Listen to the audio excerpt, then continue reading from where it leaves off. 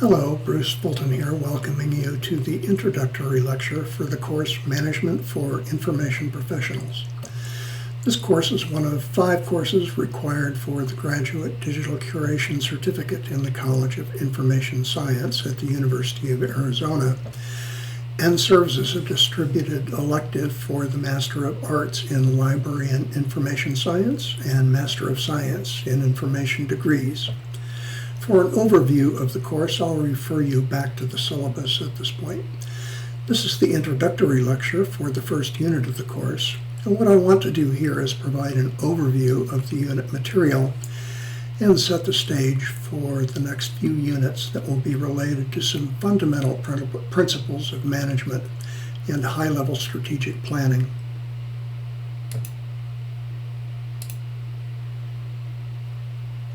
So what is management? You can look up any number of definitions, and most high-level definitions look something like what you find currently at businessdictionary.com. This is the act of organizing and coordinating the activities of a business in order to achieve defined objectives. Now, out of that, there are a lot of theories, practices, opinions, counter-opinions, and variations. And we'll look at just a few of them very briefly, just so you have some working background. For the most part, this isn't a course that will get nitpicky about these kind of differences. But there's a general coalescence around some basic principles that you should be aware of. George Terry, in 1968, published a book, Principles of Management, and outlined his view on the principles. Terry believed there to be 4 core functions, each function posing and responding to a specific question the management must solve. The question, the fundamental function, and the resulting action are shown in this table. Planning answers the need. Organizing establishes the work and authority. Actuating sets in motion leadership and incentives, provides for communication and development. And controlling is the feedback that establishes whether the plan is working as intended.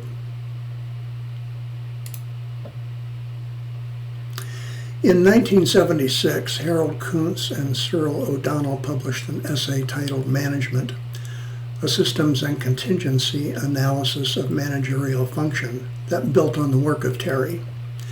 It adds staffing and builds on actuating, recasting it as directing/leading.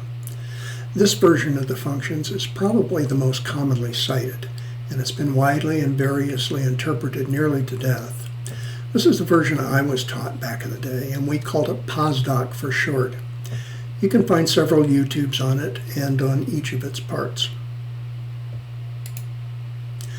There are other variations and adaptations, and I'll call your attention to a version used in one of your assignments just so you can put it in context. This is POLC, Planning, Organizing, Leading, Controlling. It was first suggested by Henry Fayol around 1916, whose work inspired George Terry's refinements and additions. This is clearly updated. Fayol probably didn't have too much to say about social networks per se, and arguably Terry's framework and POSDOC have much more significant development work behind them. But this is simple and useful, so when you see it in the assignment I've given, it should be easy to work with in context. We're going to work with all of these concepts at a really high level, so the finer distinctions between these systems are not going to be of really major concern. Throughout this course, we'll be visiting aspects of these topics from different perspectives. For now, we'll spend the next few units on planning, including in this unit, vision and mission. And in the next few units, some of the tools used to develop strategies and tactics to accomplish these goals and objectives will be covered. The overarching process of planning at the organizational level to accomplish the basic goals and objectives of the organization is strategic planning. There are a number of ways to break down strategic planning, and consultants will approach the process differently. Typically, in an organization of any size, this will involve meetings, focus groups, various tools, and metrics for establishing the basic facts, and then applying the acquired information to a templated document that maps in writing the courses of action the organization will take over a defined horizon of time. That document is the strategic plan. But there's a way of looking at the strategic planning process I will introduce here, and that we'll look at in great detail later in the course, which is through the lens of what we call the logic model, a form of outcome-based evaluation. This model is a way of showing that what you do will have the desired effect or outcome based on your inputs, activities, and outputs. As related to the strategic planning process, you need to know who you are, where you stand in the market, and what you want to do. You need to use various tools to inform you of market decisions, then structure that knowledge and your big picture goals into specific programs and projects, that is, strategies and tactical solutions, that will have the intended change or impact you envision. The change should be observable and measurable, and you should observe and measure it. This is to let you know that you succeeded, and we'll get to that later. No matter whose method you follow, the strategic planning process should result in a strategic plan, and the document itself will look different depending on the industry, the organization itself, including its size, and especially depending on the goals and objectives of the organization. But it typically will include a statement of the organization's mission, vision, and usually its values, and a statement of the big picture goals and objectives, usually for a horizon of time, typically 3 to 5 years. Strategic plans will probably also include the specific strategies, which help answer the what question of goals and objectives in classic management terms.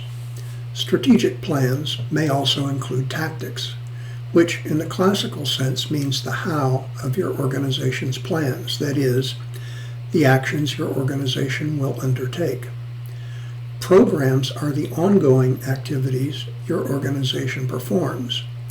In a library, for example, interlibrary loan is a type of program because it's ongoing. Projects are one-time activities that have a defined beginning and end.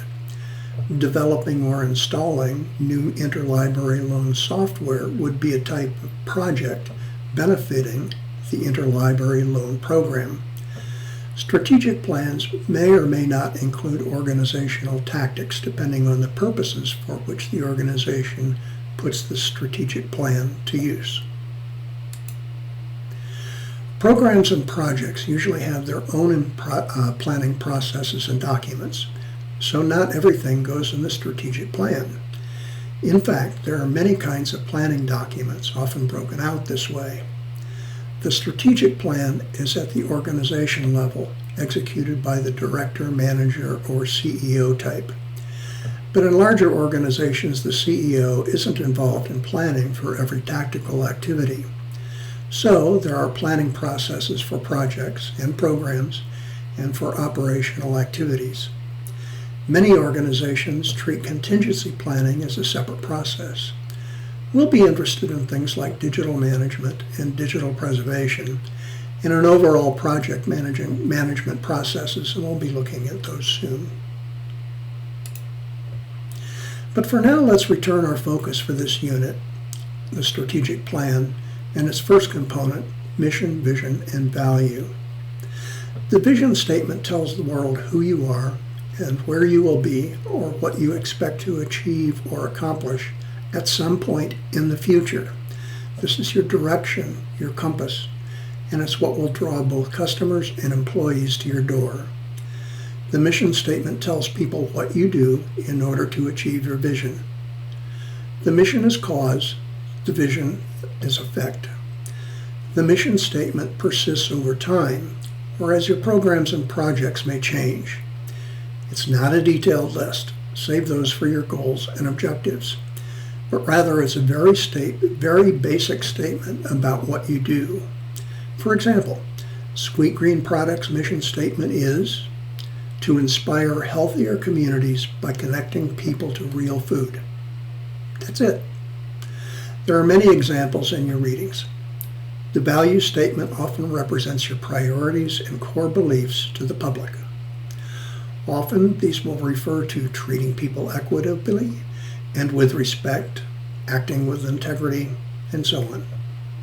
Writing these is harder than you might think, but it's important to get them right. A key reason for program and project failure, as we will see later, is failure to align tactical plans with the strategic plans of the organization. Treating mission, vision, and values development as a do-it-and-forget-it chore, as many organizations do, is a real mistake. I think you'll find the WADA's discourse analysis on mission statements in academic libraries a really interesting read. I've been teaching this course for several years now, and your first assignment is to write a personal mission and vision statement. Of course, first read and review the required papers and videos. I can see that some students who flounder a bit simply haven't reviewed the materials, but most of you will find that writing a good mission vision statement is challenging. So a few tips. First, keep it short.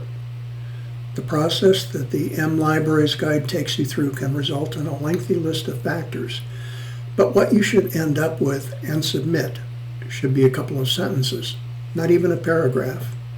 Second, make sure you write these as a state of being and doing, not becoming or learning how to do. Your vision is aspirational. Your mission is what you do to achieve or realize your vision. So I've been talking basically in generalities about management theory, and the course is Management for Information Professionals. How's that going to work? Well, managing pretty much any organization today, whether it's a Fortune 500 company or a high school library, means managing a digital information environment, at least in part. We need to understand two things. First, we need to understand organizations, how organizations work, how people in organizations work, and how organizations change and resist change. For that, we have a short movie introducing the Bowman and Deal text, this unit, and then we'll work through all of the text over the semester. Second, we'll be investigating various management topics over the course of the semester. Some of them will be introduced directly in an information organization. By that I mean galleries, libraries, archives, and museums. But others will be introduced as a theoretical construct of organization management, and then we'll see how it applies to information organizations. For example, Meyer finds that digital projects, along with support of teaching and research, top the list of the strategic priorities among library leaders belonging to the Association of American Universities. The optional bin reading addresses library leadership in the changing digital information environment, but focuses more on core leadership principles rather than tactical digital strategies. These are examples of applying what we learn from traditional management contexts to cultural heritage contexts. And of course, many of you will find careers in information organizations and environments away from academia. So we'll look at those as well. And there's a couple of short articles and videos that will serve those purposes. Finally, for this unit, as I mentioned before, I think you'll find it challenging to draft your own personal mission and vision statements. The instructions are included in the linked reading on the module plan. I hope you found this first lecture interesting and useful. Most of the lecture this semester will be a little shorter, I think. Anyway, thanks for watching. I look forward to reading your discussion.